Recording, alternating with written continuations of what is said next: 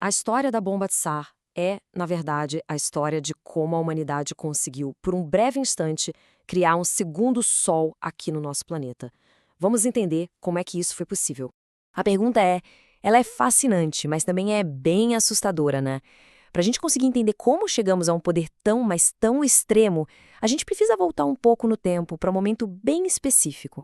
É aqui que tudo começa. Nessa data e nessa hora exatas, lá num arquipélago remoto, bem ao norte da União Soviética, um único bombardeiro, voando a mais de 10 mil metros de altitude, estava prestes a mudar o rumo da história para sempre. Ok, vamos lá.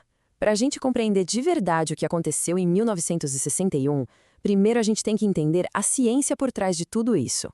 A base de tudo, a fissão nuclear. Fissão nuclear, essa é a chave. Pensa assim, é o ato de pegar um átomo pesado, instável, como o de urânio, e literalmente quebrar ele no meio. E essa quebra, nossa, ela libera uma quantidade de energia que é simplesmente colossal. E como funciona esse processo?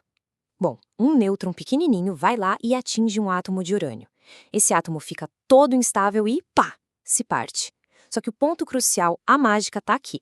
A soma da massa dos novos elementos é um pouquinho menor que a do átomo original. E essa massa que sumiu, ela não desaparece. Ela se converte numa quantidade absurda de energia pura.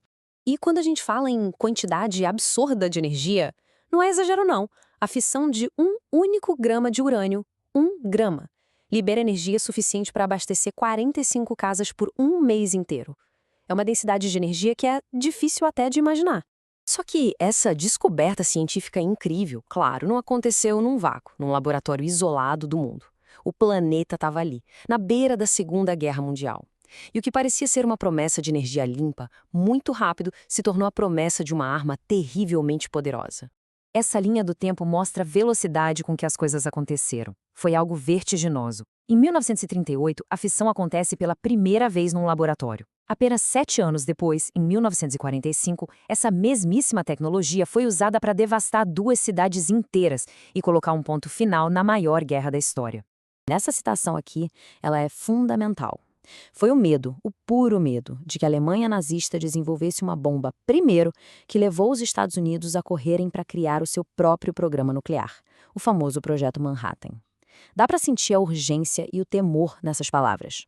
Mas o fim da Segunda Guerra não trouxe a paz que todo mundo esperava. Muito pelo contrário. Deu início a um conflito totalmente novo, a Guerra Fria. E com ela, a corrida armamentista nuclear, bom, ela foi para um nível completamente diferente e muito, muito mais perigoso. Para se ter uma ideia da intensidade dessa corrida, olha esse número. Só em 1962 foram feitos 178 testes nucleares. Era uma demonstração de poder sem fim que empurrava o mundo cada vez mais para perto do abismo. E assim, se as bombas de fissão como as de Hiroshima já eram aterrorizantes, a humanidade encontrou um jeito de ir além. Chegaram as bombas termonucleares, as bombas de hidrogênio, que usam a fusão. E aqui está o pulo do gato. Para começar a fusão, você precisa de temperaturas de milhões de graus Celsius. Temperaturas que só dá para alcançar com a explosão de uma bomba de fissão. É isso mesmo. Uma bomba nuclear inteira servindo só de isqueiro para acender uma bomba ainda mais poderosa.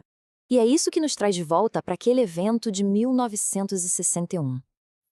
Agora, com todo esse contexto científico, histórico, a gente pode finalmente entender a real magnitude daquele dia. Aquele era o dia do teste da bomba Tsar. O poder de destruição era inimaginável. A energia liberada pela bomba Tsar foi 1.570 vezes maior que a das bombas de Hiroshima e Nagasaki, somadas.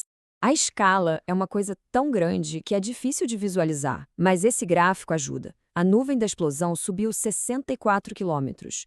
Isso é mais de 7 vezes a altura do Monte Everest. Ela perfurou a estratosfera e chegou quase na beira do espaço. E os efeitos foram globais. A explosão gerou um tremor que deu a volta no planeta 3 vezes. O calor foi sentido na pele de gente que estava a 270 quilômetros de distância. Janelas se quebraram a mais de 900 quilômetros. E a tripulação que lançou a bomba? Bom, eles receberam só 50% de chance de sobreviver à própria missão. A era das bombas nucleares é, sem dúvida, uma lembrança muito sombria do que a ciência é capaz de fazer. Mas essa mesma tecnologia, ela tem um outro lado. O legado do átomo é duplo. A verdade é que todos nós, hoje, carregamos as cicatrizes dessa era. Isótopos radioativos que foram gerados nesses milhares de testes estão agora no nosso ambiente e, sim, dentro dos nossos corpos. É um legado invisível, mas permanente. E essa é a reflexão final, né?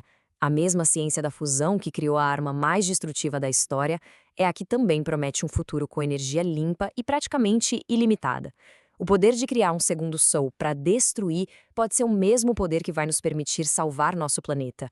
No fim das contas, a escolha do caminho é nossa.